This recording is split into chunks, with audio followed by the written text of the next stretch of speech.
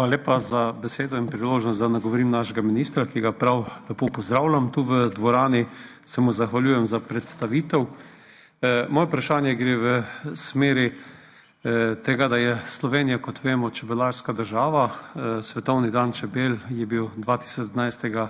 leta v Združenih narodih potrjen na slovensko pobudo, na pobudo slovenskih čebelarjev, priznanje njihovemu delu, sedanjemu rodu in pa tudi gospodu Antonu Janši, ki je na avstrijskem dvoru učil čebelarjenja stoletja nazaj.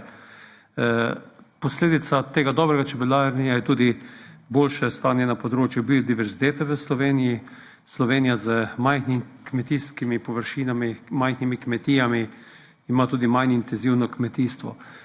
Zato je tudi pri porabi gnojil, pesticidov pod tem evropskim povprečjem in zanima me, minister, kako bomo v Farm to Fork strategiji in v implementaciji teh ciljev, ki so zastavljeni predvsem z zmanjševanjem pesticidov in pa tudi gnojil, upoštevali ta začetna stanja, ki so med državami in med regijami v Evropi zelo različna in enostavno je tak pošaljen procent zmanjšanja za moje pojme relativno težko spraviti v življenje, kajti neko intenzivno dansko kmetijstvo se enostavno ne more primerjati s slovenskim.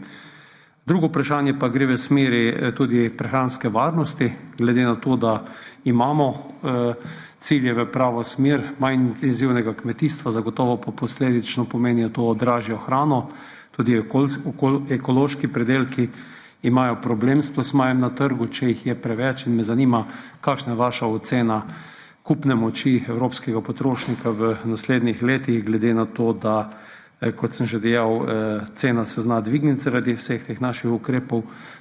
Kakšna pa je ocena, da bo hrana dostopna širšemu krogu ljudi, tista kvalitetna evropska hrana, ne pa kakšna uvožena iz kakšnega drugega kontinenta. Hvala lepa.